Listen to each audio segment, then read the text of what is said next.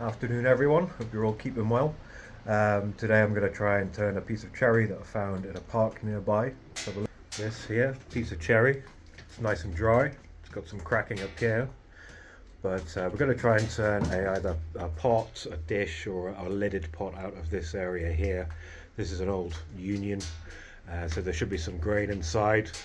So we'll open her up and take a look and see what it can give us. I'm sure we'll have a nice finish. So let's give it a go.